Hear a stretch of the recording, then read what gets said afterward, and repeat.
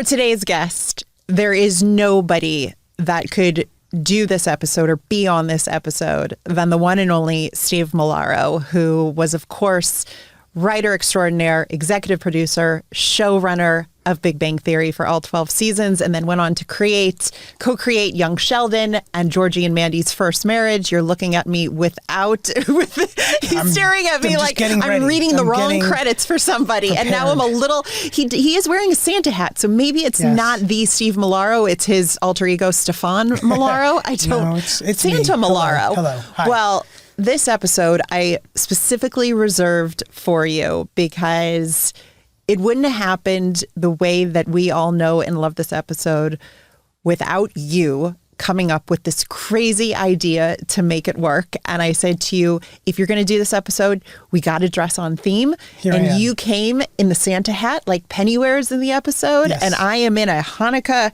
sweater that says light it up, even though there is no Hanukkah sweater in this episode. But clearly that was a missed opportunity because Wolowitz should have been in one. True. I mean, we should go back and redo it and just put Wolowitz in a Hanukkah sweater.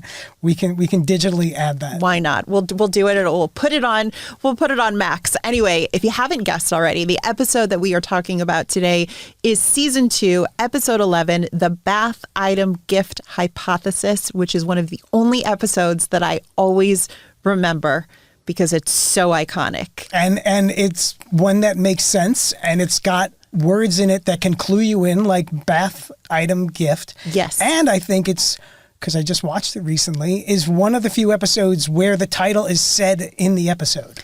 Correct. And I can also pronounce it. Do you know how many episode titles I've had to work on the pronunciation before this podcast? And this one flows off the tongue so easily.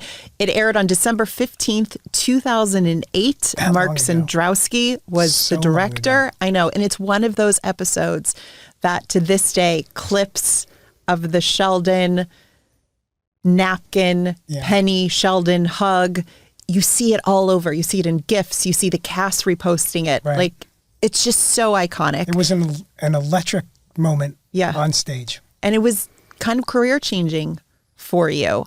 I'm going to read the log line, and then you're going to talk a little bit about that for us. Sheldon undergoes obsessive preparation to exchange Christmas presents with Penny, whose Christmas gift to Sheldon goes beyond Sheldon's wildest dreams. And boy, does it ever.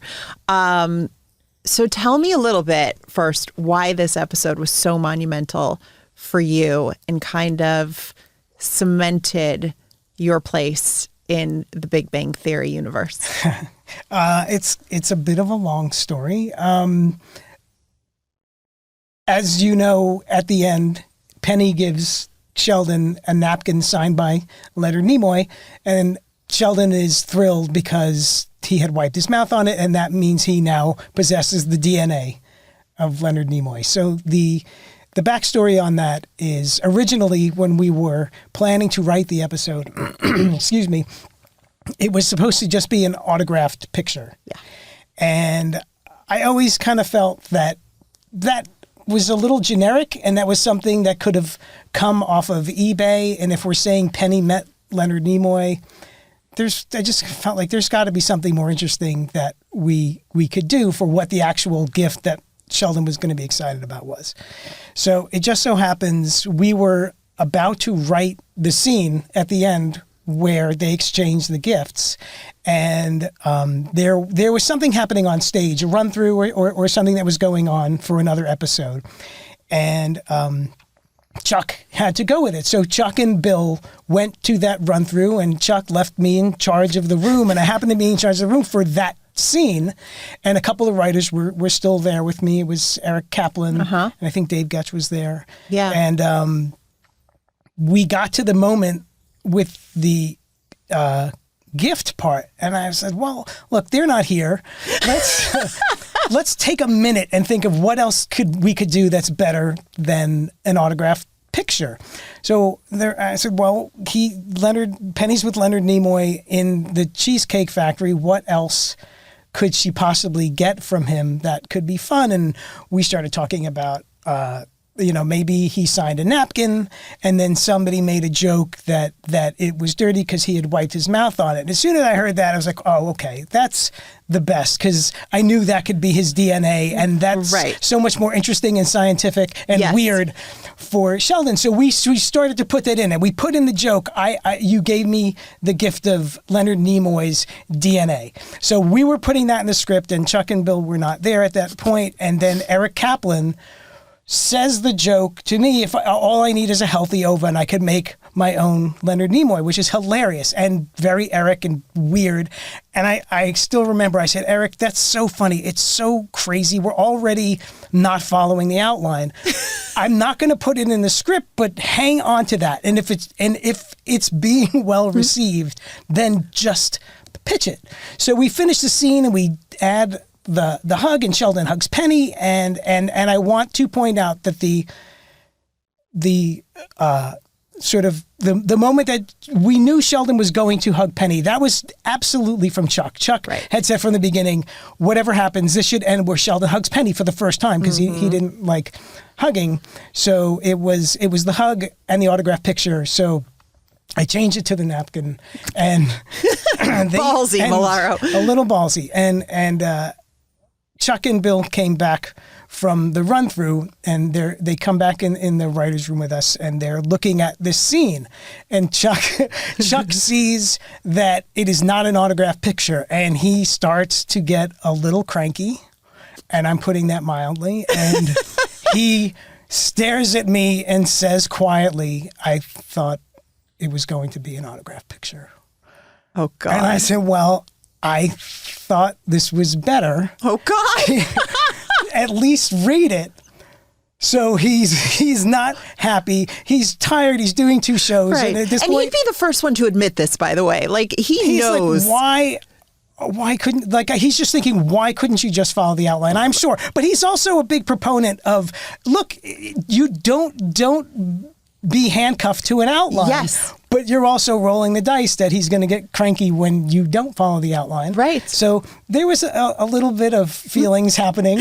And I said, at least just read it. So they start reading it, and they get to the part, you gave me the DNA. And I remember Bill starts laughing really hard, and Chuck starts laughing, and Bill's like, that's hilarious. And I just looked at Eric and I kind of just nodded at him, and Eric pitches, and all I need is a healthy oven. I can make my own Leonard Nimoy, and the whole room exploded, and we put it in. At that point, it was in and sold, and Chuck kindly and reluctantly said, okay, this is better.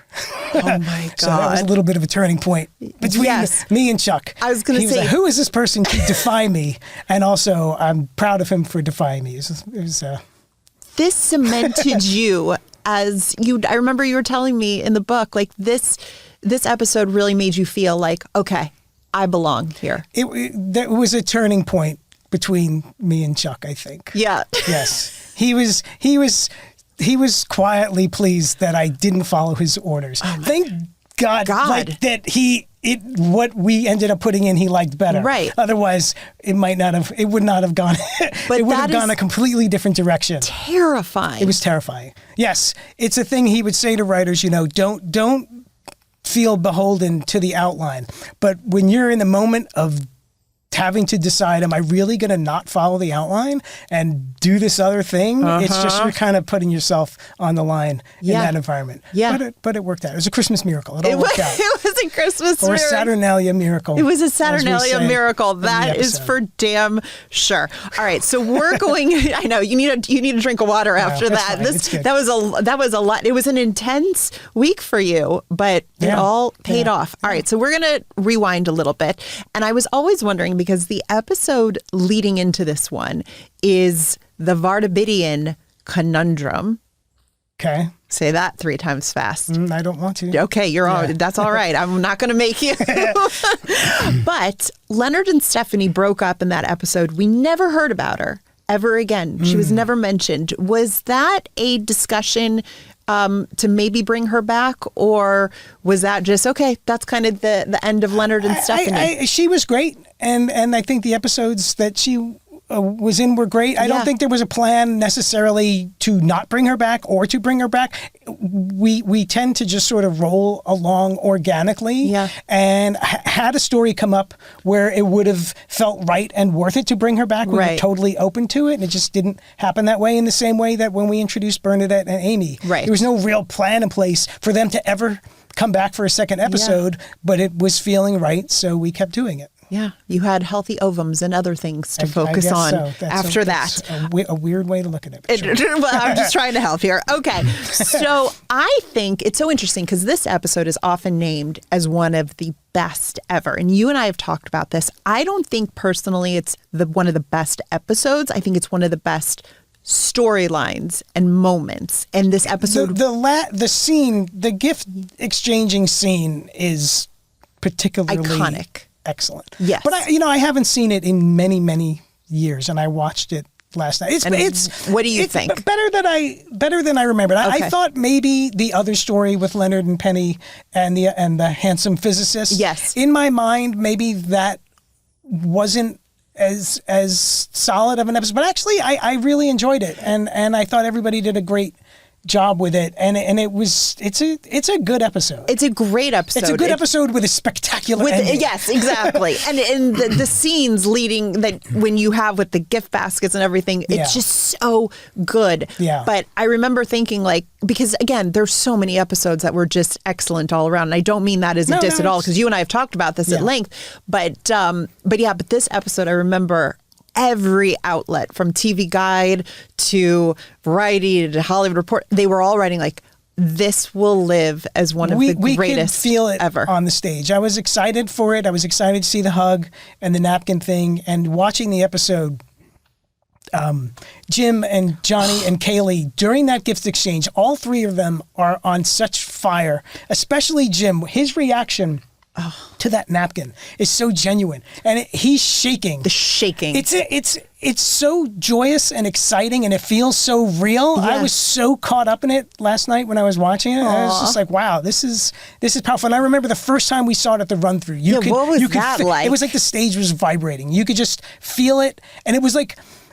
It was already outrageously great that he had gotten the napkin, and we had all the hilarious DNA jokes and make my own Leonard Nimoy, and that's hilarious. And then he runs off, and then I couldn't remember what Penny had gotten Leonard, but that was really funny and really charming and great. And then Sheldon comes back with all the baskets because he can't repay her enough. Hilarious. So good. And so it just keeps ratcheting it up. And then on top of all that, he hugs Penny for the first time in that magnificent, awkward giraffe-like hug. Yes. So good. It just doesn't stop getting better and being great. It was electric at the first run through, and it just didn't stop being amazing.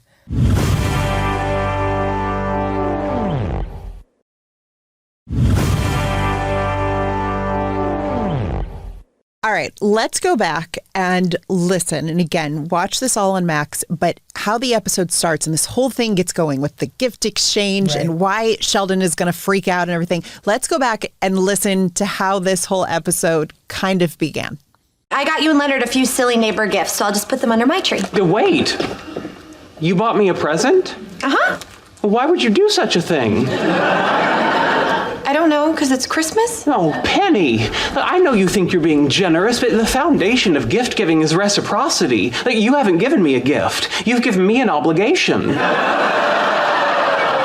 Don't feel bad, Penny. It's a classic rookie mistake. My first Hanukkah with Sheldon, he yelled at me for 8 nights.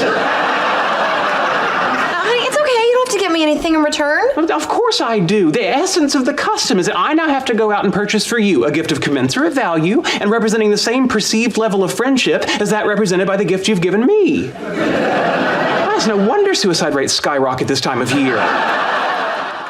That was a bold joke. At the end was, yes, very much so. What was the inspiration for this episode, if you remember, with the gift giving? Because God, it's so true. I'm from what I can remember, we knew this was going to air at Christmas time. Okay. And we said, okay, well, let's see if we can do a Christmas episode. We knew that Sheldon doesn't celebrate Christmas. He's an atheist. We had all the stuff about Saturnalia and very Sheldon-y things that he could say. And my memory of it is I was pitching that it would be fun that Sheldon would be stuck in wrestling with what to get Penny for Christmas. And a point was brought up in the room, rightfully so. Bill was saying, but he doesn't celebrate Christmas. Why? I don't understand why he would get her a present. So I had said, well, what if she got him a present and then he feels obligated to do it? And then Bill was said, well, I guess that makes sense. And and then we were kind of off to the races. That tracked. There was the social contract for But it's so true. I've stressed so much about getting people not just a gift, but like, what if your gift doesn't match the value of their gift? And maybe I'm remembering this wrong. I feel like maybe Bill knew somebody who would buy multiple levels of gifts so they'd be covered. And we thought that was really funny. And I think that's where that came from for Sheldon. I'm fuzzy on the 1,000 years ago of it all, but I'm pretty sure that's how that happened. My God. Well, some version similar to that. Yeah, it made me think. I remember after we had completed all the interviews for the book, I was like, I felt a need to give the main actors a gift as a thank you for spending so much time, not just spending all the time with me, but then being like, I need to talk to you again because I have more questions for you. And they all, obliged and they were great. And I was like, what do I get them? They have more money than I'll ever know what to do with. What do you get these people and stuff? And at the end, I eventually decided, you know what? I'm going to donate to their favorite charity as a thank you. Nice. Because I'm like, okay, I think they can appreciate that. But the stress I put myself through to think, what the heck do you get the cast of The Big Bang Theory who has all the money in the world that they can buy whatever the heck they want? It's exhausting. So I so appreciate an episode like this where you're like, what do? You need different levels of gifts to think of stuff. So Sheldon makes Raj and Wolowitz take him to the mall to find Penny a gift, which is funny in itself because we never picture Sheldon in a mall. When we were talking about what the episode, that seemed like sort of the basic pieces of comedy that would have been fun to do when we were trying to figure out how this would work. Is Sheldon walking around looking at candles and potpourri and stressing over what she could possibly want. So I love the visual, which you have to go back and watch on Max, of Raj and Wolowitz walking in the apartment with all these gift baskets that they have now bought for Penny, for Sheldon to give to Penny. What do you remember about the moment when they entered?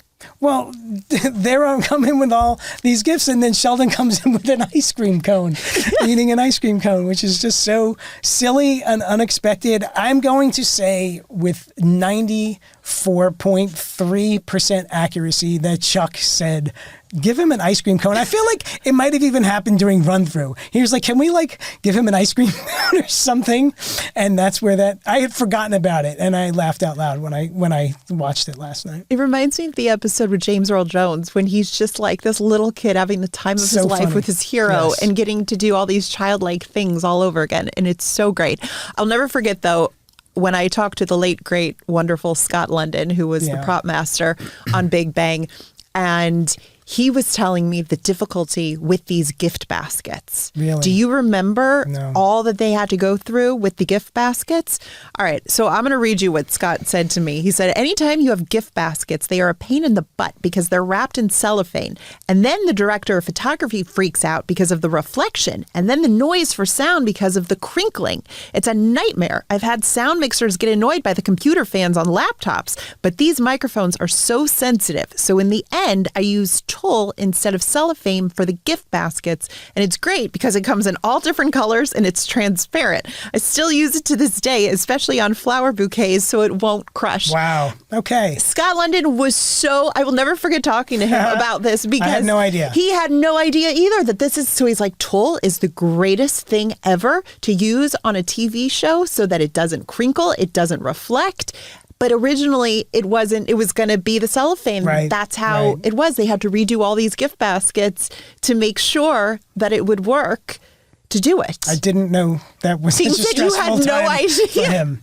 No. about. No, it's such a great visual to see them all walk in with this. And he's got that ice cream cone. It's so funny. It just cracks me up. Okay, so let's talk about the napkin scene before we listen to it a little bit more, because you actually went to Leonard Nimoy to have him sign this napkin. He did sign it. I feel like we had somebody bring the napkin to him. I don't remember it. Did it happen for the show, or did we send somebody to his house and he signed it and we got it back? Or when he was on the show doing the VOs, is that when he signed it? I feel like it was signed for the episode. Yes. He just wasn't on stage when it happened. Right. And there's this great story that John Ross Bowie will tell on this podcast about how he was auditioning for the role of Kripke, and his audition got interrupted because Leonard Nimoy was on the phone and interrupted to talk to Chuck and Bill about the use of his name and signature and all that for the napkin. Right. Okay. You guys went to such great, could you have even used his likeness in the napkin without his permission, or did you have to get it?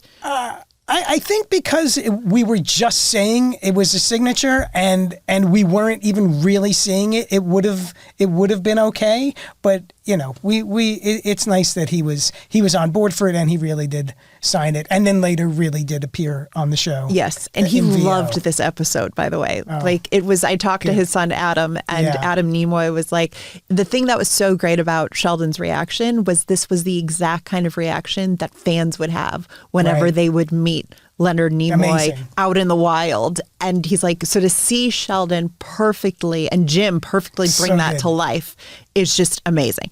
All right, so now let's listen to the clip that we all know and love and could probably recite and act out here. Don't forget, you can watch the whole episode on Max, but let's play it. Oh, a napkin. Turn it over.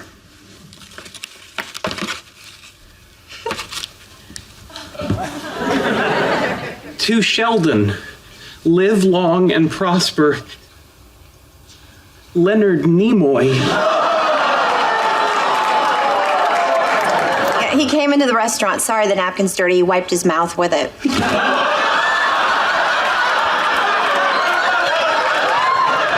I possess the DNA of Leonard Nimoy.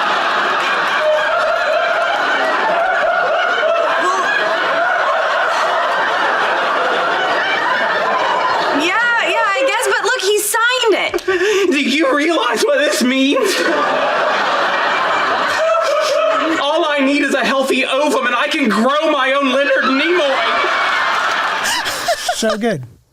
It's just crazy good. It's so, and what was so sweet too was that when I was interviewing all the actors about certain episodes that were so iconic, Jim admitted that even talking about this episode gave him the chills. Yeah. Again, all these years later. Yeah. And I'm getting choked up especially these older episodes. It's hard. Yeah. It's a lot of emotions wrapped up in a big, significant, important part of our lives, 12 years. Well, it's tough. To also, though, be in the writer's room and see how this came about and then see it brought to the screen like that. It's just amazing. And Jim called it like the best Christmas gift he could have ever gotten because of what you as the writers gave him in this scene. He's like, this scene was the gift you always hope to have. And the fact that 15 years later, he still speaks of it like that just tells you truly what it meant to him. Right. But the physical reaction in this is just, it's just so... There's that, and then he brings out all the baskets, and then there's still the hug. It doesn't let up. The scene is just crazy. How many times do you remember it all? I know you guys didn't do a lot of... It was easy to move on so quickly in scenes, but did you do the hug more than once? Or I don't remember. I can't imagine we did it more than twice. I'm sure it was amazing, and we might have done it a second time for safety, but it's pretty good. I did realize, and I don't know if this is a connection that you've made, is that I think it's a few episodes after this one when we meet Christine Baranski is Right. Dr. Beverly Hofstadter. And she and Leonard share that very awkward hug. Awkward hugs have some major momentum on this show. I guess so, And yeah. it's like, how interesting what you guys were able to mine from that. Right, And these right. relationships. And it meant so much to see that.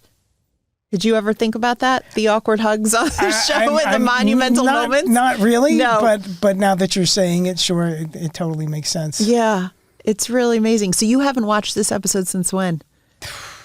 Years and years. Wow. Yeah. It's really, do you understand now why I was like, you were the only one that could talk about this episode? I mean, it's great to hear from the actors too about it, but like you were there from the beginning. Yeah, with I mean, it. a lot of people were, and, Yeah. and everybody's fingerprints are on it. Yeah. But it's. I'm very proud to certainly have been a part of that one in particular. Yeah. It's what did you guys do after the show? Do you remember? I feel like you needed to have some sort of party I or don't something. remember. We went crazy. Yeah, make it honestly, up, I don't make it remember. up. Oh, it was nuts. We had a snowball This fight was on the it. stage. It was Good. That's bonkers. what I want to hear. That's what I want to hear. Oh, I love that so much.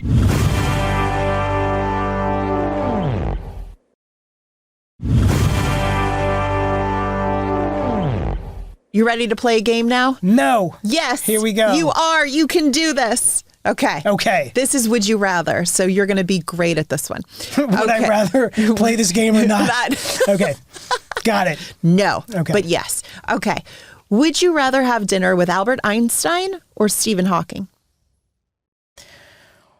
Well, I'm going to say Stephen Hawking because I'm not qualified or smart enough to hold my own for an entire dinner with both of them. And because Stephen Hawking had to type out all his answers, and it actually took him a long time, much longer than it would appear on the show, that would slow him down. So it would take a little bit of the pressure off me. Because you'd ask a question and you might not get the answer for Right. 5 or 6 minutes. So Oh a little my- bit of pressure off me. Stephen Hawking, final answer.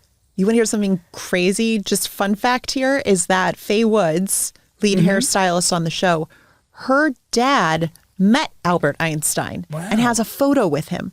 Wow. Isn't that crazy? Amazing. Yeah, it was. That to me is absolutely wild. And she met Stephen Hawking when he was there. Yeah, So yeah, that was another like to have your wild dad time meet Albert for Einstein and us. then you meet Stephen Hawking. Like, Yeah. what are the odds? Amazing.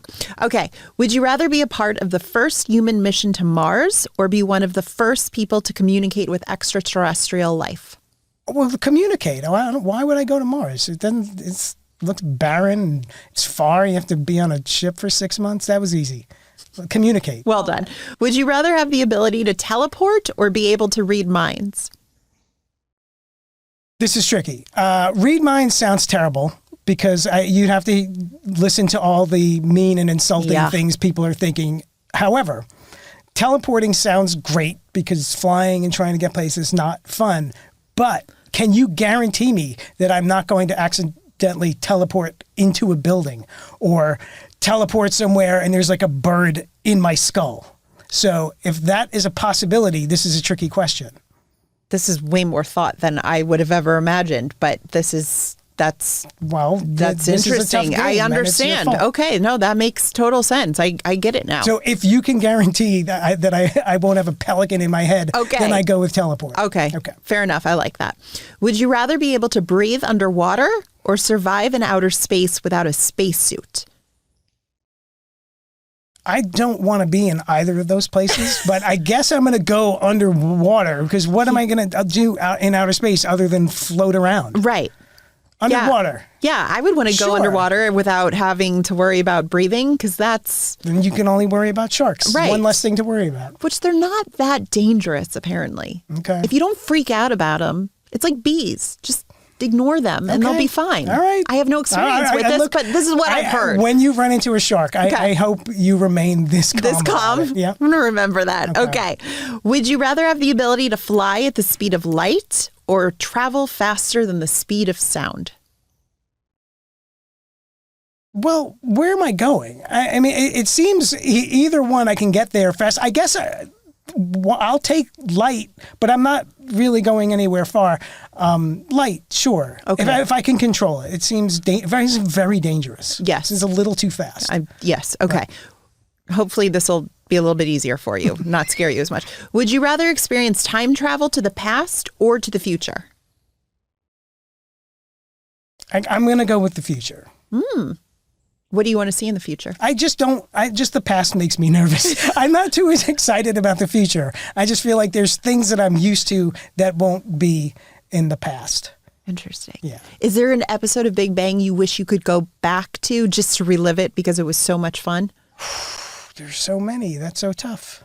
That's a really tough question. I mean, I asked the tough questions. The napkin one is particularly memorable for me. Leonard and Penny's first I love you meant a lot to me. Sheldon and Amy having sex for the first time was a super important one to me. The past isn't that bad. Okay. I'll still give you the future for this answer, but I'm just trying to make the past a little bit easier for you. But here. I could just watch those episodes on Max. Well done. Yeah. You're going to come back to talk about all those episodes now. You just named them all, and I'm thinking, great. I hope the producers have taken note because now you've just booked yourself for the next at least 5 episodes. All right. Okay. Not stressful at all. No, not at all. All right. Would you rather have a robot butler or a self-driving car? Oh, I have that one kind of. Teslas are getting there. I'll take a robot butler, I guess. Yeah. I don't know. Is it recording me? Or is it like eyes rolling while I'm talking to it or trying to get dressed? I'm going to stick with the car. I don't want the robot butler. Robot butler. Named Erwin Schrodinger. He's invading my privacy. Oh, God. Okay. Final question here. Would you rather live in a world where AI runs everything perfectly or a world where people work together in harmony without machines? That's a no-brainer to me. AI, right? Exactly. No. Yes. Let's go with, it's Christmas time and Hanukkah time. Let's go with people working in harmony. Yes. Cool. Also because you are the heart of this show. Those are your words, but thank you. But it's true. Okay. You're welcome. How much fun did you have on this episode? So great. Isn't it? It's Christmas came early. You look amazing in this hat. Thank you. I mean, I wish you would have worn the other sweater that I brought for you too, but you know what? Baby steps. We'll see. I'm We'll impressed with the Santa hat. Okay. Kaylee's got to see this because you wear it perfectly. Thank you. Really.